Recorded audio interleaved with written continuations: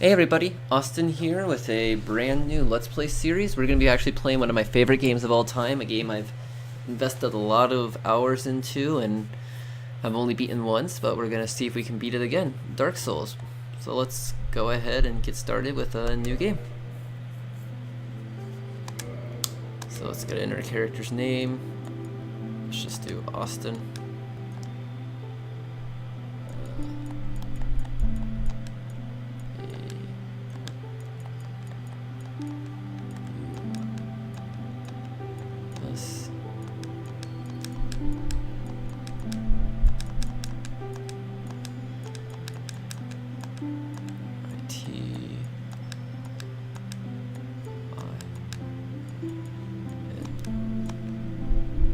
Sex, male, class, who do we want to play as? So I normally play, in a lot of my games, I play either as a warrior or a knight. Let's try, I think we want to try something different this time.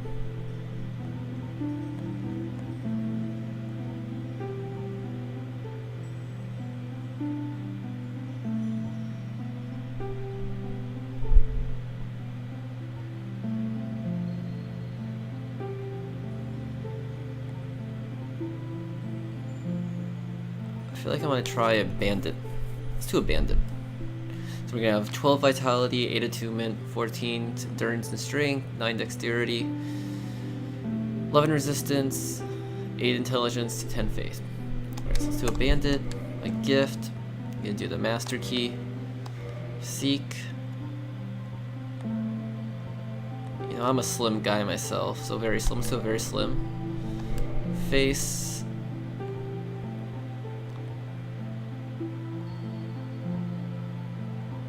Let's do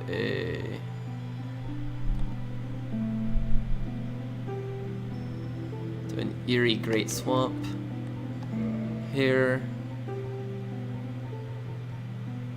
Gotta do curly. In color, let's do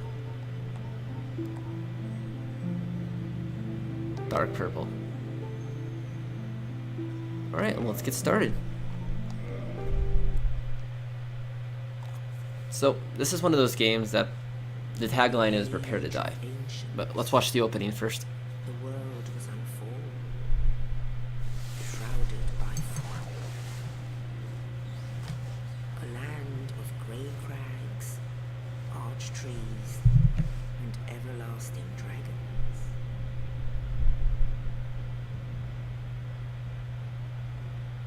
But then there was fire. And with fire came disparity. Heat and cold, life and death, and of course, light and dark.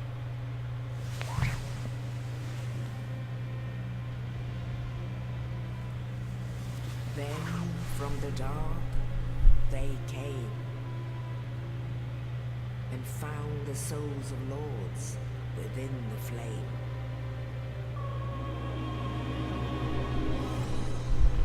So the story in this game is very minimalistic, but it's there. It's actually a pretty rich and deep story.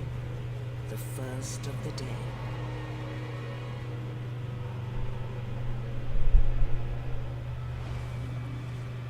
The Witch of Izalith and her daughters of chaos. Gwyn, the Lord of Sunlight, and his faithful knights.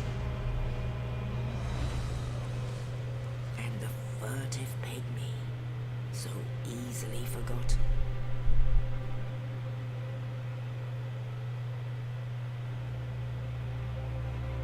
With the strength of lords, they challenged the dragons. Gwyn's mighty bolts peeled apart their stone scales. The witches weaved great firestorms. Leto unleashed a miasma of death and disease. And Seath the Scaleless betrayed his own, and the dragons were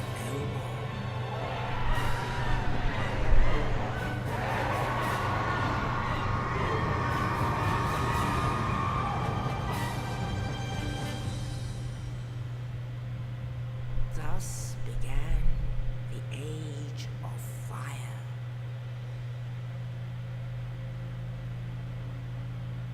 But soon the flames will fade, and only dark will remain.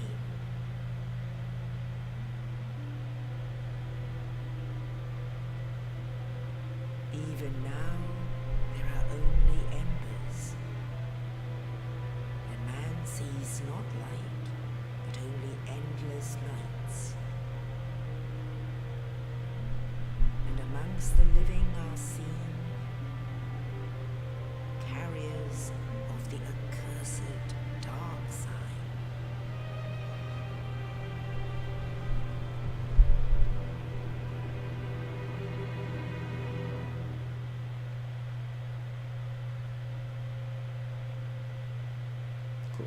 Yeah, so there is a story here.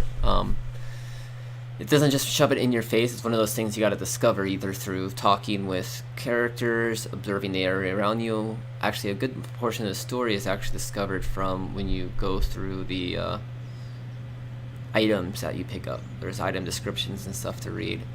I don't know the most about the story offhand, but you know, guys like Epic Name Bro, EMB, have whole channels dedicated to the story. So I highly recommend viewing his channel to find out about the story if you're interested in it. The undead are corralled and led to the north. It looks like we're starting in a prison, so this prison's where they keep undead people. Away to await the end of the world.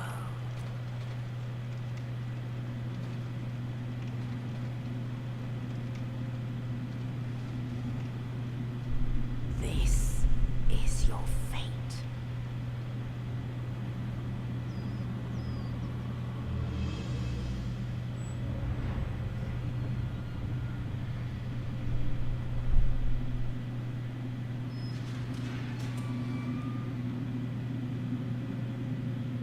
We're looking pretty hideous right now. So we start out the game as undead.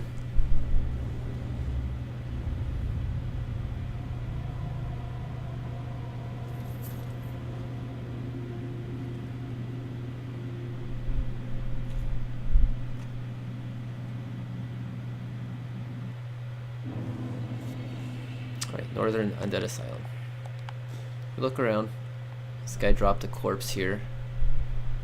Corpse is looking pretty beat up too, but in it is the dungeon cell key. So I was talking about how the items have stuff in them, so dungeon cell key. Key to the north, key to the dungeons of the Undead Asylum to the north. A mysterious knight, without saying a word, shoves the corpse down into the cell, and on it, its person was this key. Who was this knight, and what was his purpose? There may be no answer, but one must still forge ahead. And so then one of our starting gifts too was this master key. Universal key opens any basic lock, tool of the trade for thieves, but in the cursed land of the undead, most doors are better left unopened.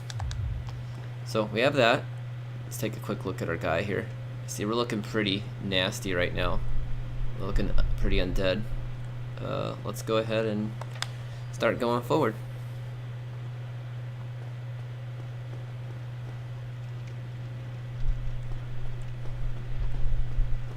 More undead people here.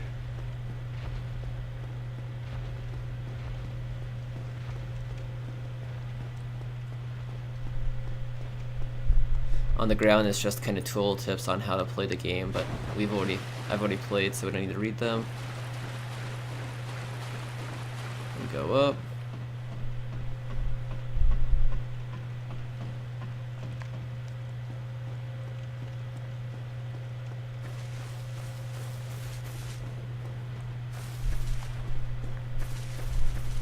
Bonfires, we want to light this. So bonfires are crucial to our survival. Without the bonfires, we're going to pretty much, they allow us to kind of rest, and like when we die, we respawn at the last bonfire we talked at. It's also going to allow us to redo our Estus flask once we get that. So, let's go in.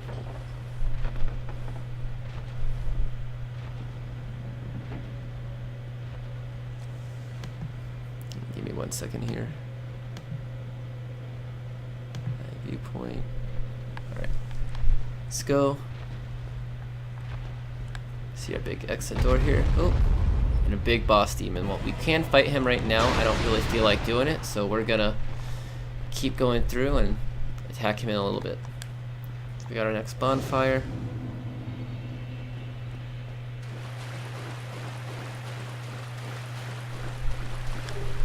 Right, and we picked up a spider shield. That's pretty cool. Let's take a look at it. Change equipment. Spider shield. Shield of the Savage Mountain Bandits, which I guess would make sense for us. Uniquely shaped with a large black spider etched upon it, has resistance to poison. So that's one of its cool things there, is it's going to allow us to block poison damage. So now when we hold down L1, we have our shield.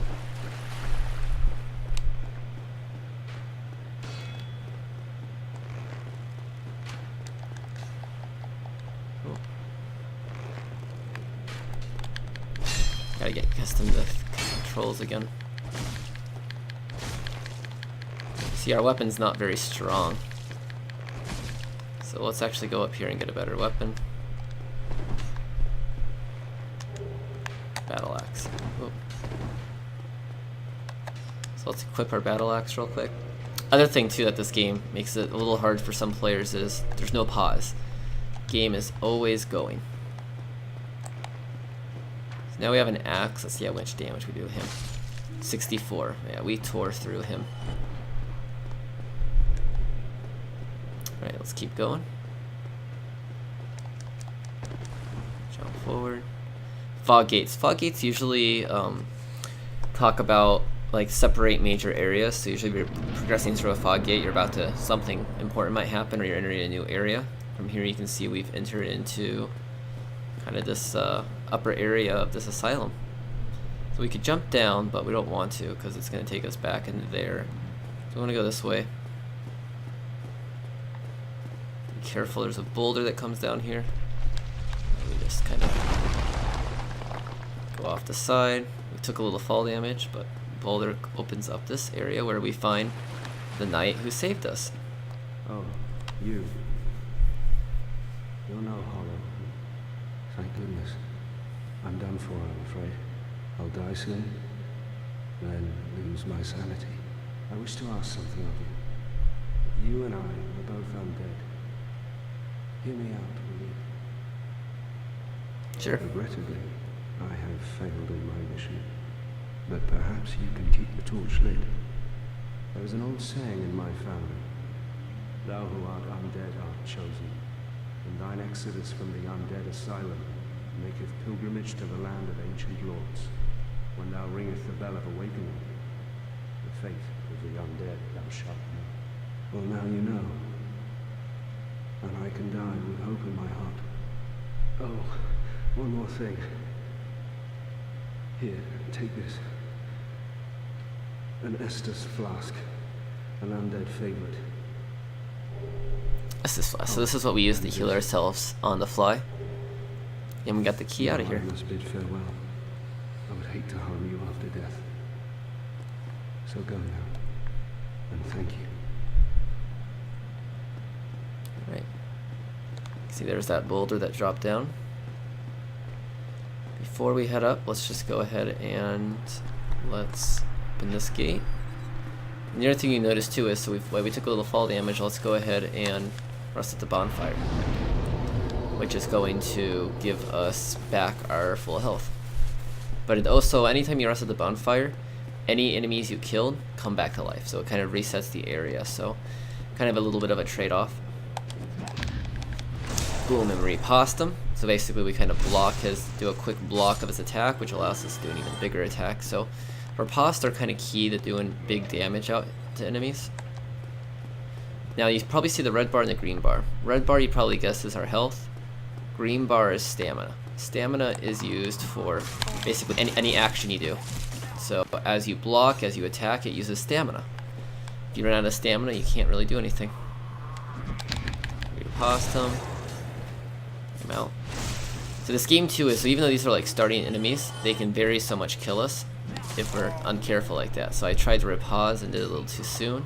You gotta do it at the kind of right moment for their attack animation. So we'll just not repause. You see it takes us 2 hits to take them out. Let's heal up.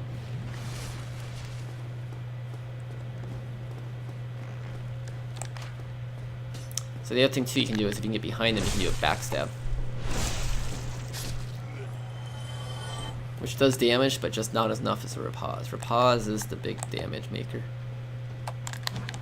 Repause him, bam. 9, 170. So 1 hit kill there. We can't move forward, we don't have the proper key for that, so let's go back and head over here to the fog gate. Now what's cool is just how connected this world is. I mean, you look around and everything looks so vast, and especially when we get to the next area, everything's just gonna look so, like, it's one large area, which is really neat. So let's traverse the west white light, and we found our boss again. So let's go drop down and attack. Huge damage dropping down. We kind of want to get behind him. Attack. 1, 2.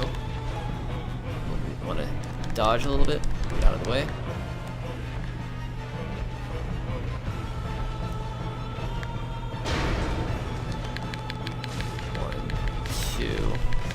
Ooh. So you just can't wail on attacks. You gotta make sure you're properly watching their attack animations, or else you can end up getting hit like that. But we should kill him now, and he's dead. So we gain some big pilgrim key. I think we can gain some souls too. Gain humanity. Humanity is used, I'll go into that a little bit later, but humanity is used when we are wanting to take ourselves out of being undead and into human form, which is kind of used for a bunch of different benefits, but primarily for going on to online multiplayer. Let's move forward. Oh, other thing you might have seen, I kind of switched back and forth between two-handed weapon and sword and shield. You can't repause when you're in two-handed mode, but two-handed mode gives you a lot more damage, but as you can see, it takes up more stamina. So we killed our boss. Let's go ahead and let's head down to the next area. Feels good to do some souls again. I've not played in a while. Only in the ancient legends it is stated that one day an undead shall be chosen.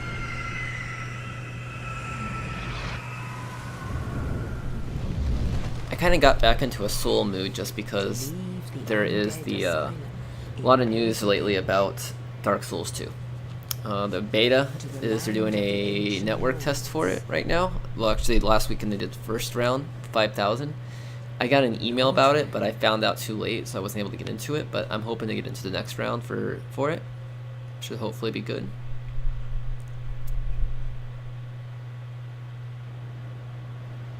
Here we're coming into our main area of Lodrin, which you'll notice, I mean, just even from here you can kind of see the scale of just how connected everything is, and a lot of these areas we're seeing we'll all go to.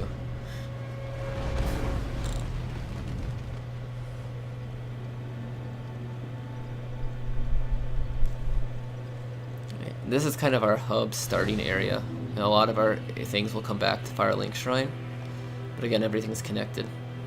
So bonfires are also where you'll level up with. I don't want to level up yet, I'll level up in a little bit, but we'll level up here, we'll regain our Estus flasks, so as we use them, they will come through. And let's talk to this guy. Well, what do we have here? You must be a new arrival. Let me guess, fate of the undead, right? Well, you're not the first, but there's no salvation here. You'd have done better to rot in the undead asylum. But too late now. Well, since you're here, let me help you out. There are actually 2 bells of awakening. One's up above in the undead church. The other is far, far below, in the ruins at the base of Blight Town. Ring them both, and something happens. Brilliant, right? Not much to go on. won't stop you. So, off you go. It is why you came, isn't it? To this accursed land of the undead?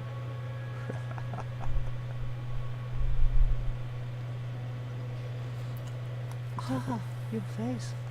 You're practically hollow. But who knew? Going hollow could solve quite a bit. We'll just keep talking to him until he doesn't give us anything new. What? Restoring your humanity? Well, there are a few ways to go about it.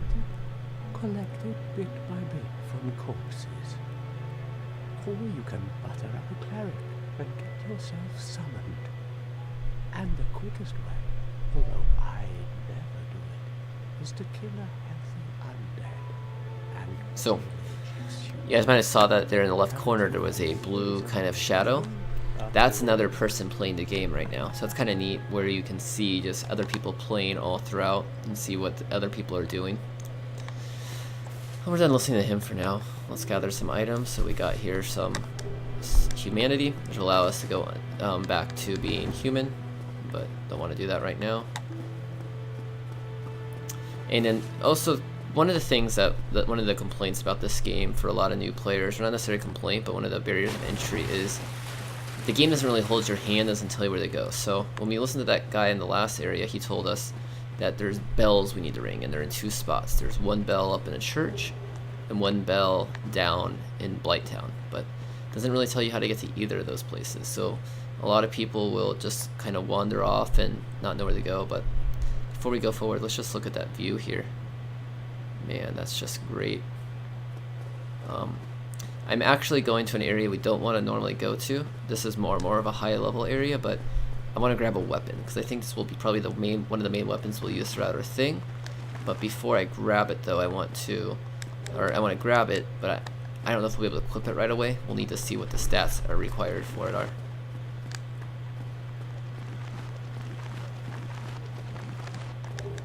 Alright, we got our Zuan-Ender, which is a two-handed greatsword. Oop. Yeah, we gotta run before all these skeletons kill us.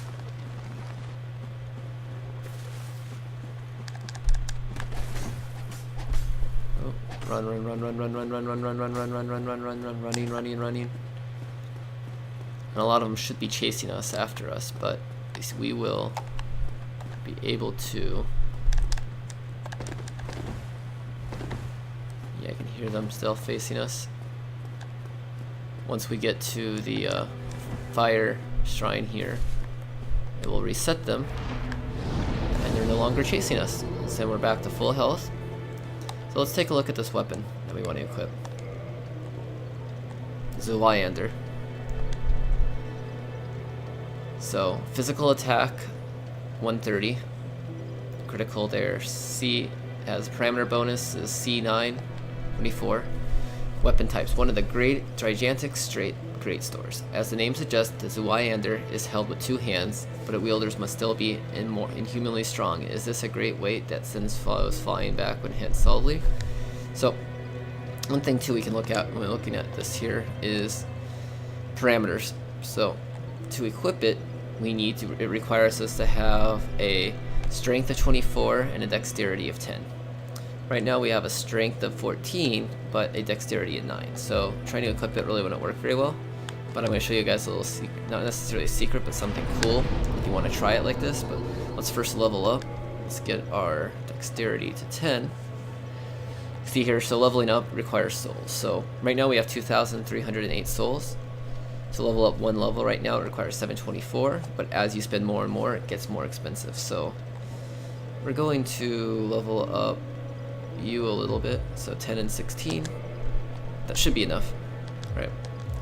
So now we can go ahead and we're going to equip it. Yeah, you saw it says that using it with one hand and efficient. So you see how that red X, so if we try to swing it, it doesn't really swing very well. But if I two-hand it, when you two-hand an item, it doubles your strength that you use, or it takes half of your strength and adds it onto the weapon. So strength is at 16, so half of 16 is 8, so 8 plus 16, 24. So we can use it two-handed So kind of nice. You can see kind of great angle here. It's going to allow us to do some really big damage. So let's go ahead and we'll try this for a little bit. I don't know if my playstyle is at the point where I can two-hand this without a shield, but we'll see. Yeah, as you see, we kill these guys in one hit, which is kind of nice. Ooh, watch out for the fire there.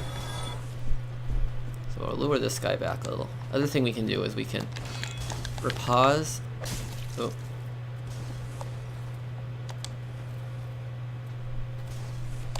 See, there's a repause window. So we'll try repausing him. Switch to hand, then attack. Which I didn't hit the window there, I didn't do it fast enough.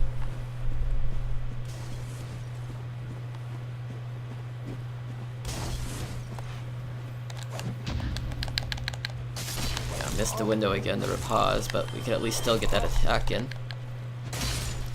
142. Man, we're just killing these guys. But as you see, we're taking damage from it. Ooh. So one of our things that we're going to want to look at eventually is getting our strength up to 24 so we can one-hand this. Soul of an Undead. Oh, almost walked off the cliff there.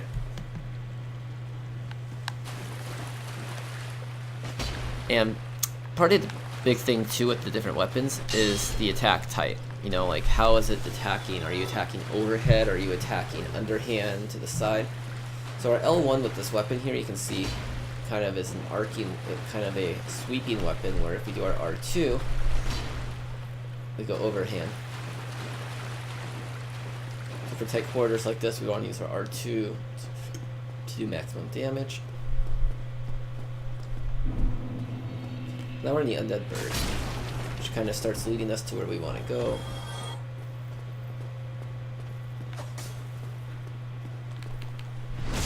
Damn, let's see which damage that does.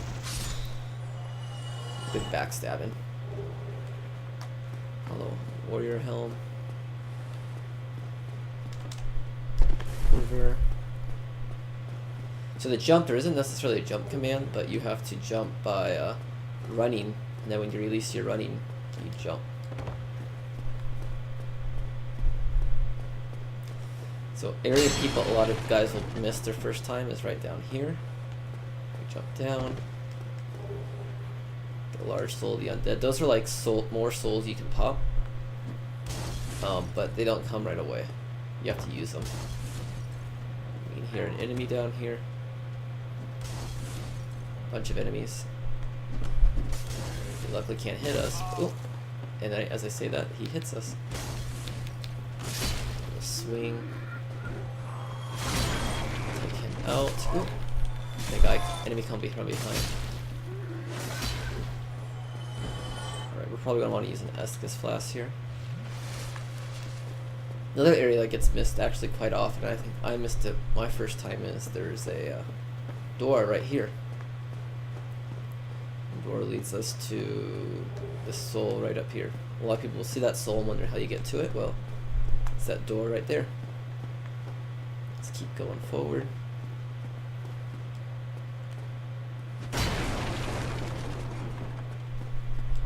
Let's go back a second. You can see right there, those enemies are kind of hiding, waiting for us. I took some more damage somewhere. Where are those enemies at? So we should be able to just knock a bunch of them off before they come up and become assholes. But we can't get all of them, unfortunately.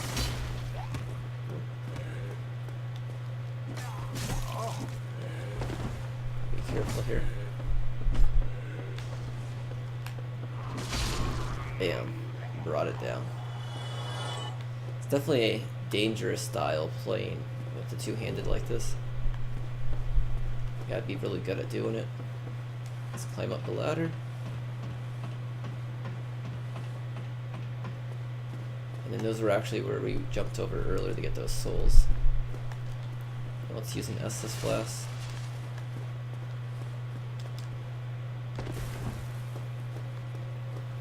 Guy came back up. I think he was the one that was firebombing us up here over a little bit earlier. left here. Careful if you miss. It really opens you up, and you can...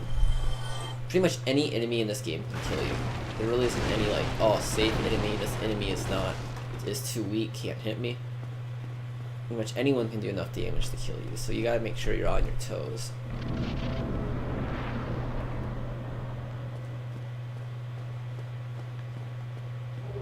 Some more Souls of the Lost Undead. I usually a lot of times forget that I even have those and don't use them. But still good to pick up. So, over there is something we can grab, but we need to actually get up on top of this building to get to it. Yep, and there are dragons in this game that we will be fighting at some point. Let's run. Apparently the one overhand hit did not kill him.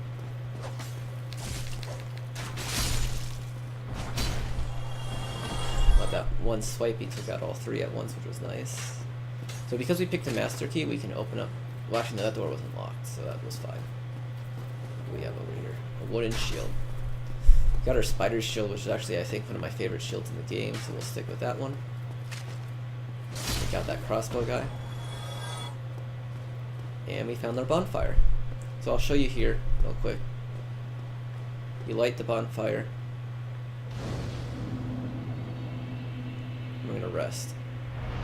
You'll notice right when we rest, that crossbow guy we took out came back. So I think I'm going to end that here for the first episodes of this Dark Souls playthrough.